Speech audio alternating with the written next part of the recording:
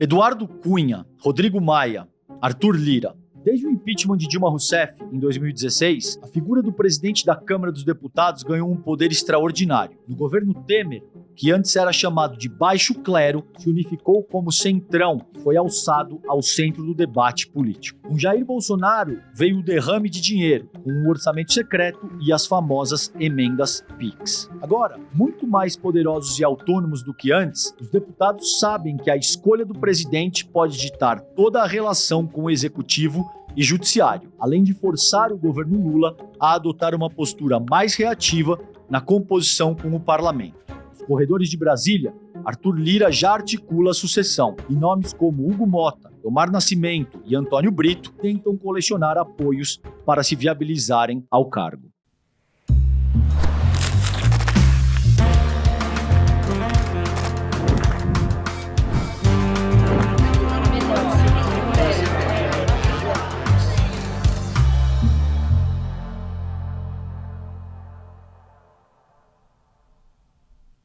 Olá, comunidade CL, seja bem-vinda para mais uma edição do Em Detalhes. Hoje comigo, César Calejon, o seu videocast aqui, vocês sabem, todos os dias a gente recebe um convidado especial para aprofundar as temáticas mais quentes do momento. E hoje eu tenho o prazer de receber ninguém mais, ninguém menos do que Jorge Misael, cientista político brilhante, meu amigo, que hoje vem aqui para a gente conversar um pouquinho a respeito da sucessão à presidência da Câmara Federal. Misa, prazer te receber no Em Detalhes. Muito bom estar contigo, irmão. Valeu, César. Obrigado pelo convite. Claro que é um prazer enorme para mim estar aqui falando com você, com toda a comunidade do ICL. Vamos falar um pouquinho sobre esse assunto que vai colocar bastante energia aí nos próximos 3 meses aqui em Brasília. É isso aí. Olha só, vocês seguramente sabem, mas para quem não sabe, Misael é o cientista político mais brilhante do país. O cara sabe absolutamente tudo de Brasília, de trâmites constitucionais. Tem qualquer dúvida, pergunta para o Misael que ele vai te explicar como é que funciona. Misa, para começar, cara, eu queria que você explicasse qual a importância da presidência da Câmara Federal. Por que esse cargo é tão cobiçado, cara? A gente pode explicar isso por múltiplos fatores, César. Vou colocar aqui alguns para a gente ir organizando o raciocínio, tá? O primeiro é que o presidente da Câmara está na linha sucessória da presidência da República. O que eu quero dizer com isso? Depois de uma eventual impossibilidade de governo e gestão por parte do presidente, óbvio que na sequência vem um vice-presidente, depois dele o presidente da Câmara, depois o presidente do Senado e o presidente do Supremo. Ou seja, o presidente da Câmara é o segundo na linha sucessória. Antes dele, só o presidente da República. Esse é o primeiro ponto. Na linha sucessória, ele é o segundo. Um outro quesito também altamente relevante. Quando a gente fala das medidas provisórias, elas passam primeiro por um conjunto chamado comissão mista, composta por deputados e senadores. Depois disso, o plenário da Câmara e o plenário do Senado. No plenário da Câmara, quem designa o relator das medidas provisórias é novamente o presidente da Câmara. Então, um outro requisito de relevância nesse papel. Um terceiro e último ponto para a gente continuar debatendo aqui da importância do presidente da Câmara. O presidente da Câmara, ele designa os relatores das matérias de projetos de fora do parlamento. O que eu quero dizer com isso? Tanto a sociedade civil organizada quanto os poderes constituídos, como o executivo e o judiciário, eles podem apresentar proposições legislativas. Essas proposições legislativas começam a tramitar pela Câmara dos Deputados. É isso que diz a Constituição. Qualquer apresentação de proposição legislativa advinda de fora do legislativo tem como casa iniciadora, lembrando que nosso processo é bicameral, tem a Câmara e tem o Senado, tem como casa iniciadora a Câmara dos Deputados.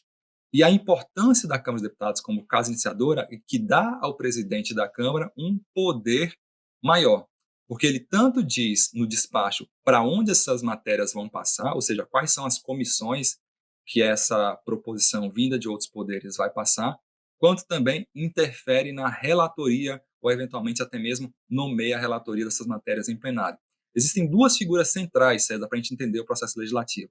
O primeiro é o presidente, seja o presidente da mesa diretora, no caso da Câmara, ou o presidente da comissão, porque ele determina o calendário de votações, quando começa, quando termina, quando vai ser colocado em votação, quando vai ser retirado de votação. Então, o presidente é muito importante nesse sentido. E o outro personagem fundamental também é o relator. E o relator é porque ele tem o poder de escrever o seu relatório que vai ser colocado em votação. Nesse caso aqui, o presidente da Câmara, ele interfere diretamente tanto no caminho que a matéria vai passar, quanto também na construção do relatório, porque ele une as duas possibilidades. Ele é simultaneamente um articulador e é também o presidente da mesa. Então, por esses fatores, a gente já sabe que ele tem um papel muito relevante. E, além disso, como a gente viu recentemente, ao longo dos últimos 4 a 6 mandatos, o presidente da Câmara vem, aos poucos, subindo também a sua relevância e o seu papel orçamentário. Ou seja, hoje a gente tem o presidente da Câmara com o maior poder de emendas da história. Perfeito. Vamos abordar isso então um pouco antes da gente entrar na questão sucessória, porque isso é de absoluta relevância, né? Você cunhou um termo que é o parlamentarismo orçamentário, e eu tenho escutado muito isso agora. De fato, esse é um termo que eu ouvi, pelo menos, você elaborando pela primeira vez. Explica para a nossa audiência, Misa, o que é o que você chama de parlamentarismo orçamentário e como que isso alterou o que até então a gente entendia ser o presidencialismo de coalizão. Ótimo, César. A dinâmica de poder pela nossa Constituição, ela coloca que nós temos como sistema de governo o presidencialismo. Por essa lógica, o presidente é chefe de Estado e chefe de governo. Chefe de Estado no que diz respeito à sua representação. Ele é quem representa o Brasil tanto internamente quanto em eventos fora do Brasil. Então, quando ele chega, tem toda aquela liturgia do cargo. Ele é o representante legítimo e eleito. Ele é o chefe de Estado.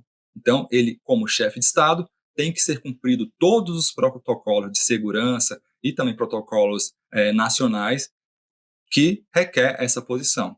E ele acumula a posição de chefe de governo, ou seja, é ele quem diz as diretrizes macroeconômicas, é ele quem articula diretamente com os players no Congresso Nacional, é ele quem determina a composição do seu ministério, ou seja, ele tem duas posições altamente relevantes. A gente optou por ter um presidencialismo.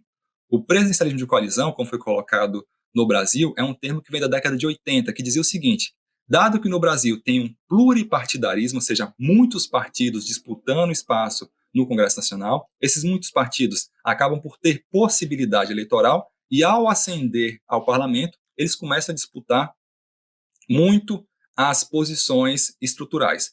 E disputando esses espaços, eles acabam forçando o presidente da República a liberar também parte do seu mandato enquanto presidente, fazendo um presidencialismo de coalizão, ou seja, o presidente não é sozinho responsável pelas decisões, e sim essa coalizão de partidos que o apoiam. A gente viu especialmente isso se concretizando quando o Lula anunciou que iria concorrer por uma frente ampla, ou seja, não só o seu partido, o PT, mas um conjunto de outros aliados se fortaleceram para disputar e concorrer e ganharam a presidência da República. O que se viu simultaneamente a isso foi desde a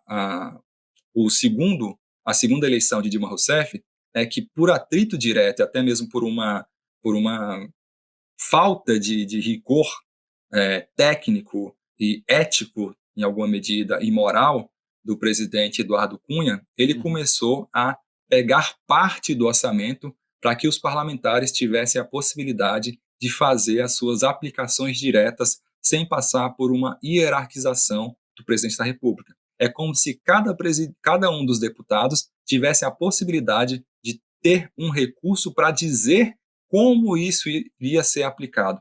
Ou seja, deixou de não passar mais por uma validação dos ministérios, por uma ordem hierárquica e também de projetos dos próprios ministros e do presidente da República, e cada deputado e cada senador começou a agir como se fosse um ministro de Estado, ou seja, tendo papel de orçamento, tendo a possibilidade de mandar isso de uma forma muitas vezes esdrúxulas e obscuras, para dizer no mínimo. Vou deixar aqui o benefício da dúvida para que, ao longo do tempo, as nossas instituições de controle interno e externo, especialmente CGU e Tribunal de Contas, possam apresentar para nós, enquanto brasileiros, os dados das formas que foram usadas essas emendas individuais, emendas de bancada e as emendas de relator, também chamadas de orçamento secreto. Mas fato é que desde a eleição do segundo mandato de Dilma Rousseff até agora, o parlamento vem ganhando uma força muito grande de orçamento. E dada essa força grande de orçamento, eu tenho percebido isso não sozinho, mas obviamente com uma série de outros analistas políticos ao longo dos anos, que a lógica do presidencialismo de coalizão passou a ser alterada para um parlamentarismo orçamentário, em que o parlamento já tem o seu papel de legislar, mas passa a ter também uma vocação direta para aplicar recursos orçamentários diretos. Uhum. Ô, Misa, e essa dinâmica que você acabou de explicitar aí do parlamentarismo orçamentário, guarda alguma correlação com os resultados do pleito das eleições que a gente teve esse ano? Como é que você avalia isso? Eu creio que não necessariamente, César, porque como eu disse, isso já vem ali desde 2017, 2018, isso vem crescendo ao longo do tempo.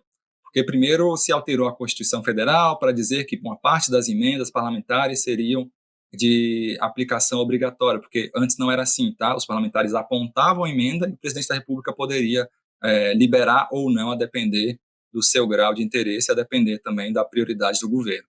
Então, o que se viu é que ao longo do tempo, de 2018, 2017 em diante, começou a ter uma série de amarras regulatórias e legais para que esses recursos, essas emendas individuais, emendas de bancadas, pudessem ser emendas obrigatórias. Isso aos poucos foi engessando todo o orçamento público federal, de modo que hoje não sobra muito para ser investido. Basicamente, uma parte do orçamento já vem carimbado para a educação, uma outra parte para a saúde, uma terceira parte também importante para transporte e um outro conjunto de emendas de orçamento carimbado são as emendas individuais, ou seja, sobra pouco do orçamento para ser direcionado, que não seja necessariamente emendas de espaço discricionário que tem que ser pago de qualquer forma. Perfeito. Ô, Misa, e aí a gente tem agora, cara, portanto, esse processo de sucessão, né? Que até aqui já se falou me corrija se eu estiver errado, não sei se eu vou lembrar de cabeça, mas já se falou do Marcos Monteiro, já se falou do Elmar Nascimento, já se falou do Antônio Brito, que em tese seria a figura aí, talvez, que receberia o apoio do governo federal. E agora, de alguns meses para cá, muito tem se falado do Hugo Mota. Acho que essas foram as 4 pessoas que apareceram aí no cenário para a sucessão do Arthur Lira. Como é que você entende esse jogo? Quem é que está na frente? De fato, o Hugo Mota tem uma vantagem aí, ele deve contar com o apoio do governo, do próprio Lira, de outras forças. Queria a tua análise nesse sentido, quem é que está na frente dessa corrida pela cadeira do Arthur Lira? César, essa é uma ótima pergunta, especialmente porque a gente está aqui há pouco mais de 60 dias, talvez, para o encerramento do ano legislativo, e essas conjecturas sobre o eventual sucessor de Arthur Lira vêm desde o início do ano. Ou seja, aqueles que primeiro se lançaram foram rapidamente eliminados. Ou seja, em Brasília a gente tem uma lógica aqui de que o prego que se destaca toma mais martelada. E o que a gente viu é que, ao longo do tempo, esses nomes que você citou, Marcos Pereira, Elmar Nascimento, Altineu Cortez, entre outros nomes que foram citados como eventual sucessor de Arthur Lira, foram tomando marretadas ao longo do tempo e não se provaram fortes o suficientes para essa disputa. E também queria destacar aqui um ponto super relevante, que foi a participação ou a estratégia pensada por Marcos Pereira.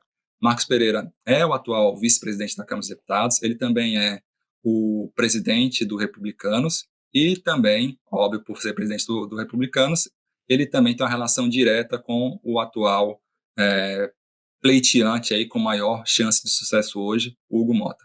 Então, Marcos Pereira, no primeiro momento, se lançou como candidato para avaliar quais seriam as barreiras e restrições em relação ao seu nome e ao seu partido, tomou as marretadas devidas e foi, aos poucos, pensando como que ele poderia manter essa candidatura viva. E ele percebeu que se ele retirasse o nome dele e colocasse um parlamentar com mais vocação orçamentária, com maior possibilidade de ter outros mandatos para além do atual, ele teria mais chance. E foi daí que surgiu o nome de Hugo Mota, que segue sem nenhum tipo de barreira. Tanto da direita quanto da esquerda, o Hugo Mota transita muito bem com todos os parlamentares. É um parlamentar que, apesar de jovem, tem 30 e poucos anos, foge muito do estereótipo Nicolas Ferreira, estridente nas redes sociais, cheio de chavões e tal. O Hugo Mota não funciona assim. Ele é um parlamentar discreto nas redes sociais, mas um parlamentar visto pelos seus pares como um parlamentar de trato, de diálogo, de conversas. O que ele aperta a mão e consegue viabilizar, ele vai lutar para que isso seja concretizado. E ele ganhou especialmente essa etiqueta, vamos dizer assim, logo após a pandemia, foi gestada aquela proposta de emenda à Constituição que foi chamada de PEC do Orçamento de Guerra. Na PEC do Orçamento de Guerra, colocava-se um orçamento distinto do orçamento federal para que fosse usado com os recursos necessários para a pandemia. E o Hugo Mota foi o relator daquela proposta, uma proposta do ponto de vista técnico muito difícil, e ele foi o relator e a proposta foi aprovada no plenário por aclamação, votando favoravelmente, do PSOL ao PL. Todos os parlamentares votaram de acordo com o parecer do Hugo Mota, naquela hora também trabalhando diretamente com o Arthur Lira, e a partir daí ele ganhou projeção como um parlamentar de envergadura e que poderia ser confiável a alçar grandes voos. Então, parte disso é uma estratégia do Marcos Pereira, parte disso também tem uma coparticipação direta ou indireta da própria Igreja Universal, que é responsável pelo Partido dos Republicanos, mas também a gente percebeu que aqueles que se lançaram primeiro rapidamente foram eliminados do pleito. Perfeito. E se você tivesse que apostar um único nome, em definitivo, qual seria o nome? Olha, vamos colocar aqui que eu sempre digo uma frase que eu ouvi lá atrás, né, que a política é como as nuvens. Se você olha, ela está em uma forma, em um lugar, você abaixa a cabeça e olha de novo, ela mudou a forma e o lugar. Essa frase do ex-governador mineiro, Magalhães Pinto. Eu coloco que hoje, César, de acordo com o que nós temos de informações claras, hoje, dia 21/10, com certeza o Hugo Mota segue sem grandes dificuldades para essa eleição. Ele não tem hoje um candidato que conseguiria viabilizar a quantidade de votos expressivos, são mais de 300 votos para conseguir ter uma candidatura robusta a esse ponto. Eumar Nascimento parece que já vem entregando os pontos, Antônio Brito também parece que não vai colocar tanta energia mais, ou seja, ele está ficando basicamente sem um candidato disposto a ter essa disputa em igual patamar. O que pode surgir são candidatos para levantar bandeiras e lutar por espaços menores, para tentar, de alguma forma, negociar ao longo da própria eleição, mas com capacidade de mobilização, engajamento partidário, musculatura política, Hugo Mota segue realmente como sendo o principal nome hoje. Tá. E caso isso se consolide, como é que você avalia isso? Isso é uma derrota do governo, é um empate, é uma vitória do Arthur Lira? Caso o Hugo Mota, de fato, assuma a presidência da Câmara Federal, qual que é a tua avaliação, considerando quem ganha e quem perde nessa ocasião? Olha, Gilberto Kassab foi colocado como o grande campeão, assim, o grande vencedor das eleições municipais. No caso de se confirmar a eleição de Hugo Mota, eu entendo que deve ser também colocado uma estrelinha ali, um olhar diferenciado sobre a estratégia de Marcos Pereira. Por quê? Porque ele pensou isso antecipadamente. Ele se colocou para ser aquela espécie de boi de piranha, né? Para quem já viu ali como é que funciona no Pantanal, você tem um boi que é colocado para distrair as piranhas enquanto a boiada passa do outro lado. Então ele se colocou como esse boi de piranha para levar as marretadas e a estratégia dele está se provando muito adequada para o momento hoje. Então, para mim, o grande vencedor na eventual eleição de Hugo Mota seria, obviamente, o deputado Marcos Pereira. E aí o Hugo Mota tem o quê? Um perfil mais parecido com o do Arthur Lira? Seria alguém que traz uma interlocução um pouco mais fácil com o governo federal? Qual é o perfil do Hugo Mota, cara? Hugo Mota é um parlamentar, de novo, discreto, de família tradicional na Paraíba, um parlamentar que passou pelo MDB, um parlamentar de respeito dentro do Centrão, um parlamentar que conhece orçamento. De todos esses que foram citados anteriormente, ele é o que mais conhece orçamento, se dedicou muito a essa matéria quando relator da PEC do Orçamento de Guerra, e por entender de orçamento, óbvio, que conta com o carinho e atenção de Arthur Lira.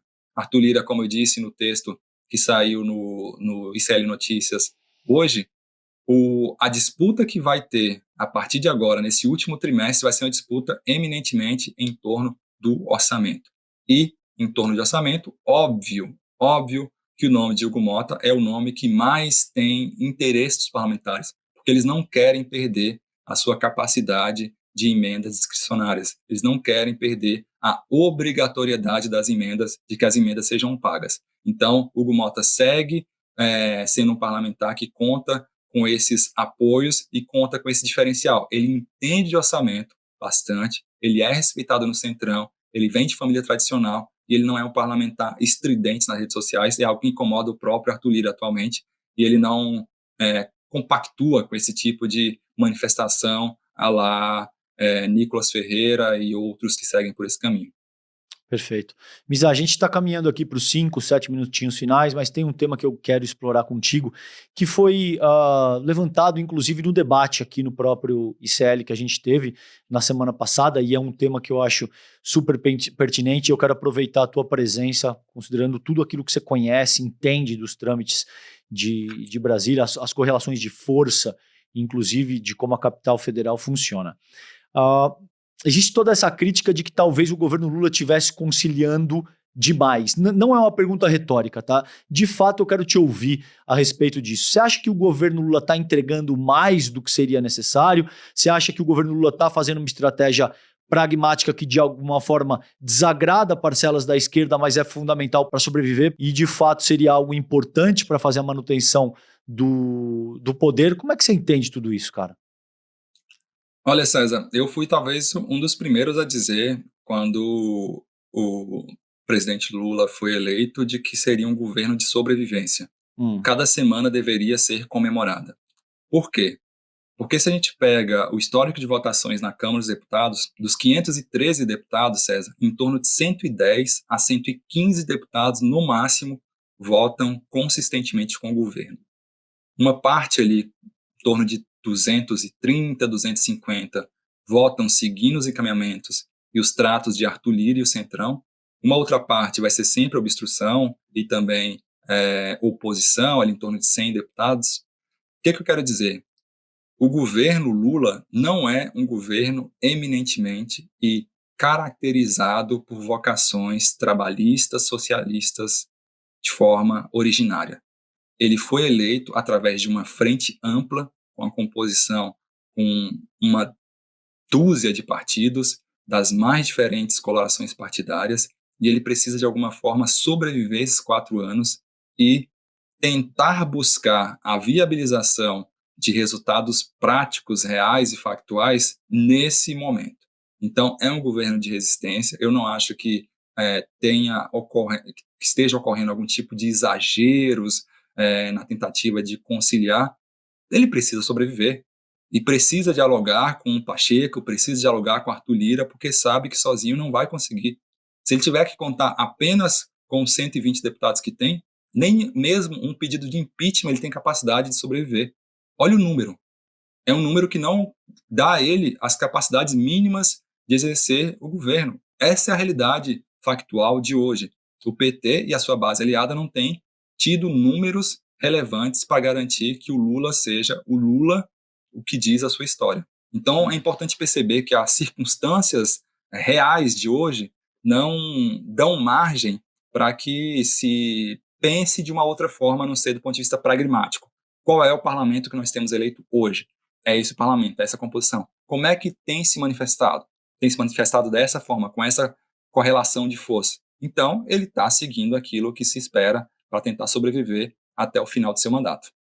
Perfeito. E por fim, Misa, outra crítica que é feita com muita incidência é a questão da agenda econômica do governo, dizendo que talvez o governo Lula fosse um governo neoliberal. Quero te ouvir isso, se você acredita que o governo Lula é um governo neoliberal, e principalmente considerando a atuação do Fernando Haddad à frente da Fazenda. Como é que você avalia isso? O governo Lula, no teu entendimento, é um governo neoliberal?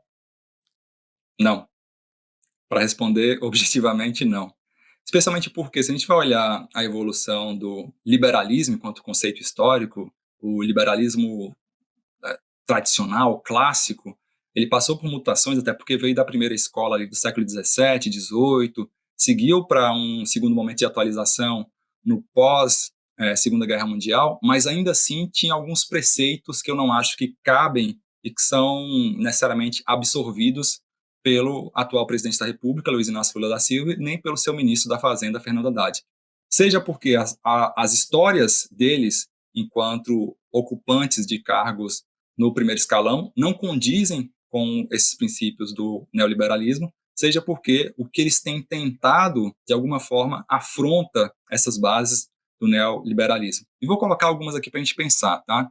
O neoliberalismo passa pela ideia de desregulação, desregulamentação, para ser mais preciso. Ou seja, qualquer tipo de amarra estatal que inviabilize a geração de negócios tem que ser retirada. Eu não vejo o governo Lula atuando dessa forma e nem o ministro Fernando Haddad atuando assim. O neoliberalismo também tem como princípio a privatização exagerada de tudo aquilo que não é percebido como uma necessidade ou um objetivo central do Estado. Eu não vejo grandes privatizações sendo realizadas dessa forma. Um outro ponto, a austeridade fiscal. Se a gente for olhar de forma direta, tanto Lula quanto Haddad têm criticado uma série de movimentos do Banco Central e do atual presidente do Banco Central, Campos Neto. Então, a austeridade fiscal não é necessariamente um pilar abraçado nem por Lula, nem por Haddad. E um quarto ponto também dessa compreensão do neoliberalismo tem a ver com a globalização econômica. E eu também não vejo necessariamente o Brasil deixando de buscar a viabilização de postos de trabalho no Brasil, ou de criação de negócios, incentivo a negócios no Brasil, para se curvar diante de uma globalização econômica mundial. Então, por essa compreensão do ponto de vista técnico, tá? E eu acho sempre importante deixar aqui essa fundamentação. Não sou amigo do Haddad, não sou amigo do Lula, estou olhando aqui como analista político, apesar de frequentar espaços eventualmente com eles, apesar de participar de alguns momentos com eles e com qualquer outra autoridade que já esteve em posições relevantes, eu estou olhando aqui do ponto de vista técnico-teórico. Eles não se enquadram no pilar, na concepção mínima de neoliberalismo. Então, não vejo nem Haddad nem Lula próximo do que dizem os preceitos do neoliberalismo como compreensão teórica da economia. Jorge Misael, um dos cientistas políticos mais brilhantes do país. Você já está em Portugal, cara? Tô aqui em Lisboa, no doutorado. Para quem não sabe, o Misa foi para Portugal, tá em Portugal agora para tocar o doutorado dele. Então, agora ele participa aqui do ICL como colunista, né, Misa? Você não vem mais fazer o N1 com a gente, você participa agora redigindo e contribuindo com as suas ideias através de texto, é isso? Isso, como colunista, e sempre que vocês acharem pertinente, tiver algum tema legal para a gente poder aprofundar um pouco mais, como sempre, estou aqui à disposição. Perfeito. Jorge Misael, brilhante como sempre, meu irmão. Prazer estar contigo, um beijo enorme. Boa sorte na tua jornada aí, sorte da Universidade Portuguesa, que tem uma mente brilhante, absolutamente brilhante como a tua. E você já sabe, a casa é tua. Querendo participar, só avisa que a gente recebe com todo o amor e com todo o carinho, tá bom? Obrigado, meu irmão. Sempre um prazer falar contigo. Também aprendo demais dialogando com pessoas qualificadas, que têm a mente aberta, que fazem perguntas pertinentes para a gente pensar e repensar e aprender também. Entendo que a dialética tem isso também. A gente vai apurando e melhorando os nossos argumentos, as nossas pesquisas com o tempo. Então, óbvio que eu aprendo muito com toda a equipe do ICL, toda a equipe técnica, todos os apresentadores, e você, sem sombra de dúvida, é um dos principais quadros que nós temos atualmente. Tem que ser cuidado, abraçado. Um beijo para você, para sua família linda também que está crescendo. E a gente se vê em breve. Valeu, Mizão. Gente, a gente também tem a conversa com o Pepe Mujica. Conversas com o Pepe Mujica, precisamente é o nome do diretor Fabian Restivo. A estreia mundial do documentário é no ICL. Imperdível. Essa semana, o Mujica fez uma fala fortíssima que tem um tom de despedida.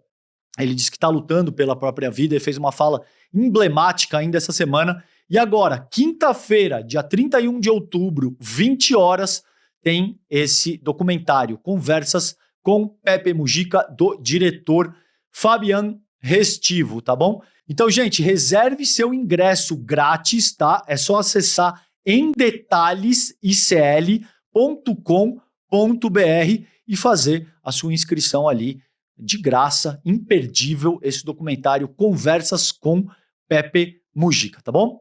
Bom, gente, é isso. O videocast em detalhes fica por aqui.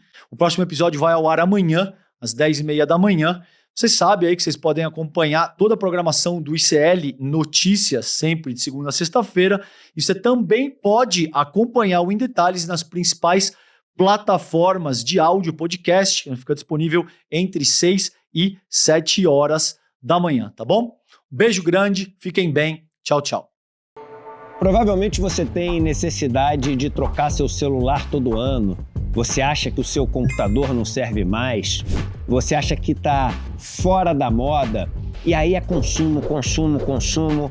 Endividar-se, comprometer-se para poder sempre estar adquirindo aquilo de novo que o mundo traz. Curiosamente, a gente está sempre se sentindo angustiado, triste, sozinho, deprimido e não entende o porquê.